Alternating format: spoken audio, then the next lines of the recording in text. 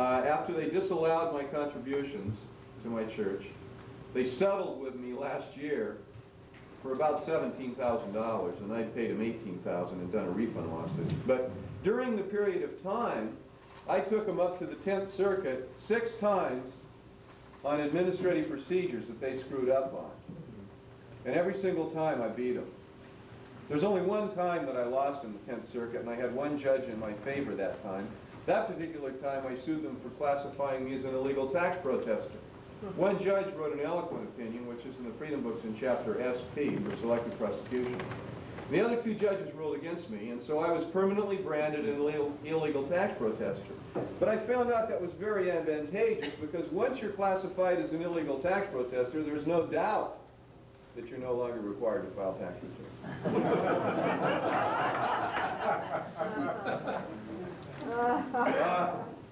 So what happened back in 1974 and 1984, the IRS gave me a summons for the information in my church, and I knew enough about the IRS at that point to know that this was going to be a real bad fight.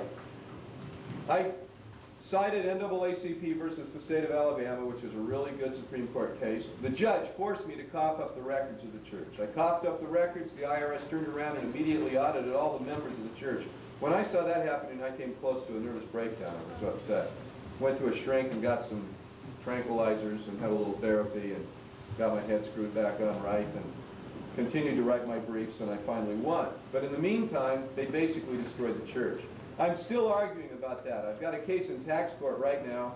I called my wife today, and there's a certified letter for me from the tax court, so it might be a granting of my motion for an interlocutory appeal on the judge's denial of my motion to suppress the information.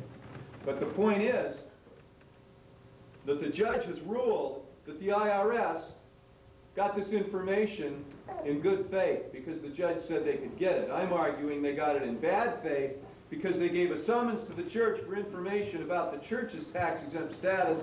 They turned around and audited all the members of the church. And by the way, they didn't even send them audit notices. They sent them automatic statutory notices of deficiency with no due process. Now, the federal government can destroy any organization in this country simply by getting its membership list and auditing its members. And the way the current law is in this country, they don't even have to audit them. All they have to do is send them a statutory notice of deficiency. And if they don't do anything with that statutory notice of deficiency, if they just ignore it, a tax bill becomes automatically assessable against them for whatever amount the IRS makes up out of the clear blue sky, and their bank accounts can be raped.